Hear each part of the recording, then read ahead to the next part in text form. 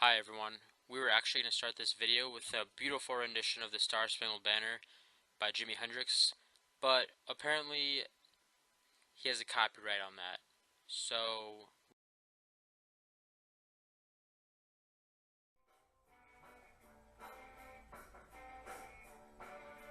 Ladies and gentlemen, welcome to opening night of the Grillside Chats.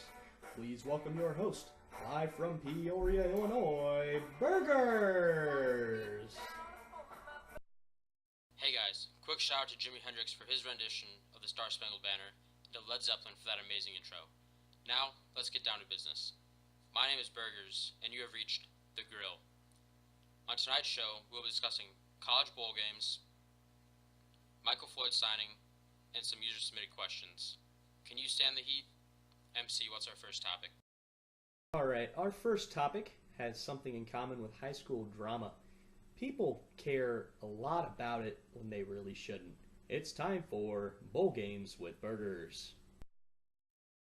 So bowl games. We've had 8 played so far. We got 1 going on right now, and that's out of 41 this year. So let me just read through some scores here. We got the Gildan, New Mexico Bowl was New Mexico 23, UTSA 20. Las Vegas Bowl presented by Geico, San Diego State 34, Houston 10. The Raycom Camellia Bowl, Appalachian State 31, Toledo 28. The Boca Raton Bowl, Western Kentucky 51, Memphis 31, and that's just half the scores from the past week. Are you sure that wasn't a basketball game? Oh, the Western Kentucky Memphis one? It was more like Kentucky Memphis playing some hoops. Could have been. Anyway, these games are a ridiculous waste of time for everyone involved. The players, the coaches who are still with their teams. I mean, a fourth of the coaches have already gone on to their new schools. A fourth of the players are basically sitting out this year. And really all it is just a money grab for the schools and the sponsors involved. I mean, it's not really helping these players whatsoever. I mean, look at these players sitting out. Leonard Fournette, Christian McCaffrey. Nobody wants to see their backups play, except their backups' moms probably. Maybe. And, I mean, if you wanted to fix this, you would go to a playoff. A real playoff, not 4 teams, not 8 teams. 16 or 24 teams. With the 16-team playoff, you got 11 conference winners that would all get in, and then 5 at large. I mean, there's nothing wrong with that. It's a lot better than 40 meaningless bowl games.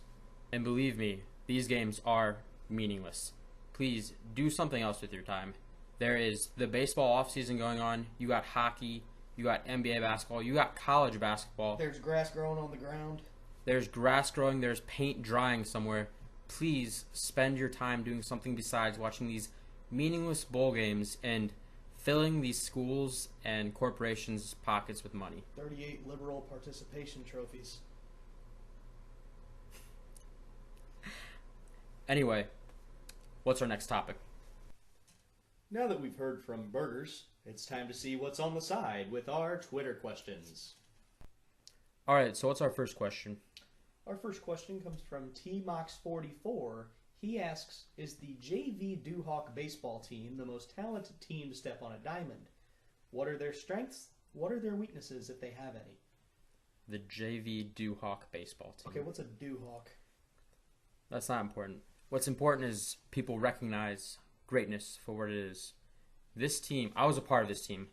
This team was the greatest thing I've ever been a part of.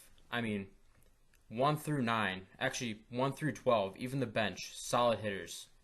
The relief pitching was amazing.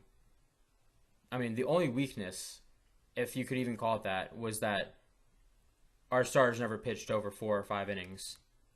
But, I mean, we shut out Co-College. Co-College. Look them up, Division III. We shut them out. They didn't score a single run off us. We won 1. We didn't even need more than 1 run. So your weakness is you got a J before that V, but that's none of my business. No, I mean, strengths were everywhere. I mean, first base, we had 2 guys that nothing was going to get by them. They could both rake. I don't remember who our second baseman was, but he was amazing. Oh, I forgot his name. He was sick all the time, never there. But no, that team was amazing. Greatest thing I've ever been a part of. Look him up. So what's our second question? All right, this question comes from T. Hubie. Should Larry Fitzgerald retire after this season? No. And I'll tell you why. People haven't talked about Larry Fitzgerald for the past 5 years of, it's his time. He needs to retire. He needs to go. He had one bad year. He's been in the league for like 15 seasons. Closer to 20 probably. So he's like 40. He's like 40, and he's playing like, I mean, he's their best wide receiver by far. This year he's outproduced everyone. I mean, Michael Floyd, who we'll get to later, non-existent. John Brown, he's been hurt all year. I draft him in fantasy. He sucks. So I don't see him. Carson Palmer will retire before Larry Fitzgerald. Carson Palmer has had a terrible year. Larry Fitzgerald is your above average receiver, and it doesn't look like he's slowing down anytime soon. He had that one bad year, and people doubt him, but he's the real deal, I believe. So what's our last question? Our last question comes from Ben Brown 24, and he asks, where do babies come from? Well, that's a simple question, really. You see... Well, first of all, can we talk about how this is a sports show? Like, have your daddy give you the talk. That's No. not job. This is definitely sports related. So, if you look at the past couple Super Bowls, you'll notice that the team that wins the Super Bowl, their city has an exponential increase in births 9 months later. So, if you want to know where babies come from, look at the Super Bowl. The Super Bowl determines what cities have growth spurts. Winning on and off the field, am I right, brother? That's right. Look at Denver. Denver's population went up tremendously the year after the Super Bowl. It is not a coincidence. Babies directly relate to whichever city wins the Super Bowl. So, what's our last topic of the night? Our last topic of the night is Michael Floyd and the whole dilemma surrounding him lately. Well, see, the dilemma here is not Michael Floyd. It's the Cardinals. They are struggling so mightily this season, and to throw away a talent like Michael Floyd is kind of ridiculous given the state of their team. They have Larry Fitzgerald, a few young defensive players. Who's the running back? They got David Johnson, who almost won me my ESPN Fantasy Football League. I mean, they have the best running back in football. But you look at the receivers. Larry Fitzgerald, as I've said, above average. Other than that, nothing. John Brown, terrible. J.J. Nelson hasn't done anything this year. Michael Floyd, tall, quick. He's the perfect receiver, really. And Belichick in New England, you see why they win so many games. Very smart move by picking him up. His blood alcohol level was like 0.3. And considering a DUI in the NFL is like disturbing the peace in real people world. Think about how many guys in the NFL have DUIs.